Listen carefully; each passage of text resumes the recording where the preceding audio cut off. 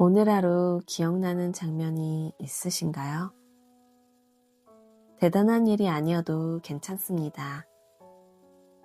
그냥 문득 사라지기 전에 붙잡아두고 싶었던 그런 순간들. 나중에 다시 볼 것도 아니고 누군가에게 보여줄 것도 아닌데 그저 적어두고 싶었던 마음들이 있습니다. 별거 아닌 하나의 흔적인데 어느 날 다시 펼쳐보면 그날의 공기가 거기로 그대로 머물러 있기도 하죠. 오늘은 아주 오래전 사람들이 기록해 놓았지만 사실은 별거 아니었던 일들을 천천히 따라가 보려 합니다.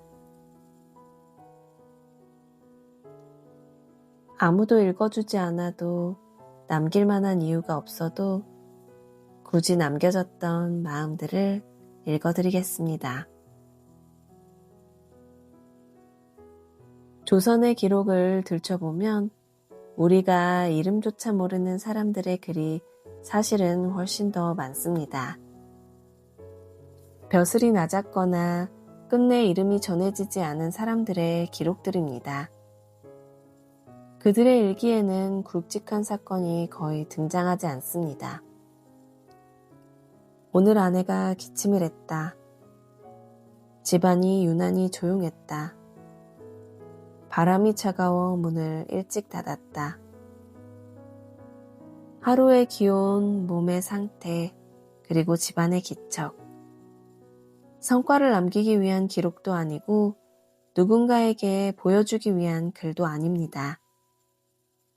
오늘이 이렇게 흘러갔다는 사실을 사라지지 않게 붙잡아둔 문장들입니다. 자랑도 없고 설명도 없습니다.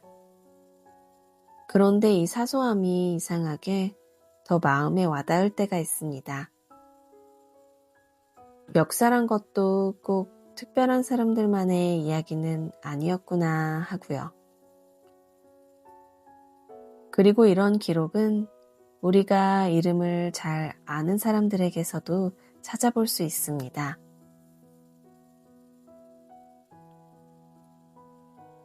(18세기) 조선 서자 출신으로 태어나 평생 낮은 벼슬을 벗어나지 못했던 이덕무라는 실학자가 있습니다. 가난했고 권력과는 거리가 멀었으며 세상에 크게 이름을 남길 자리도 없었습니다. 그런데 그가 남긴 글을 읽다 보면 유난히 자주 등장하는 존재가 있습니다. 바로 그의 아내입니다. 아내가 해준 음식 이야기, 아내가 아팠던 날의 걱정, 집안에서 있었던 아주 사소한 일들, 굳이 적지 않아도 될 법한 이야기들인데 그는 이런 장면들을 빠뜨리지 않고 남깁니다. 기름값이 아까워 촛불도 켜지 못했던 가난한 방이었지만 그는 어둠 속에서도 아내의 고른 숨소리를 기록했습니다. 이 사람이 편히 자는 걸 보니 이제야 내 마음이 놓인다. 이 글은 어떤 마음을 전하려는 화려한 고백이 아니라 안도감에서 느껴지는 애정이었습니다. 요즘으로 치면 잠든 얼굴을 굳이 사진으로 남겨두는 어느 누군가처럼 말이죠. 17세기 조선 당쟁의 한가운데서 평생을 유배와 은거로 보낸 시인이 있습니다. 이름은 윤선도. 벼슬에서 밀려날 때마다 자연으로 들어갔고 그곳에서 계절과 바람과 물소리로 글을 남겼습니다. 그가 남긴 어부사시사를 읽어보면 봄, 여름, 가을, 겨울 물가의 풍경이 계절마다 펼쳐집니다. 노를 젓고 그물을 걷고 안개 속을 지나가는 장면들. 글만 읽고 있으면 혼자 자연을 거니는 사람처럼 느껴지기도 합니다. 그런데 그의 생활 기록을 함께 따라가다 보면 한 가지 사실이 보입니다. 그는 혼자 있는 시간이 거의 없었습니다. 그의 은거 생활과 말년의 기록들을 따라가다 보면 아내와 같은 공간에서 시간을 보냈음을 짐작하게 하는 대목들이 드러나 있습니다. 그의 기록 속에서 아내는 주인공이 아닙니다. 하지만 같은 공간에서 늙어가고 같은 계절을 함께 지나갑니다. 말은 없지만 부재도 없습니다. 요즘으로 치면 아내 이야기는 한마디도 하지 않지만 사진 속에는 늘 함께 남아있는 사람처럼 말이죠. 기록되지 않았다는 이유로 사라진 것은 아니었습니다.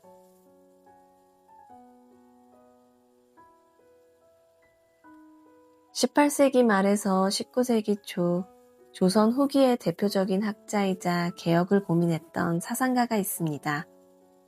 이름은 정약용. 방대한 저술을 남긴 인물로 알려져 있지만 그가 유배지에서 집으로 보낸 편지들을 읽어보면 그런 이야기들은 거의 등장하지 않습니다. 정치도 학문도 없습니다. 날씨는 어떤지, 옷은 따뜻한지, 아이들은 잘 있는지, 또 몸은 괜찮은지. 놀라울 만큼 담백한 말들 뿐입니다. 그런데 한 가지 눈에 띄는 점이 있습니다. 그런 편지들이 정말 자주 남아있다는 점입니다.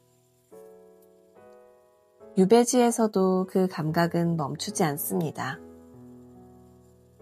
오늘은 바람이 차다고 이런 날엔 몸을 더 챙기라고 이미 했던 말을 다시 적어 보냅니다. 요즘으로 치면 연애 초반도 아닌데 매일 안부를 남기는 사람처럼 말이죠. 그 반복이 기록으로 남아 있습니다.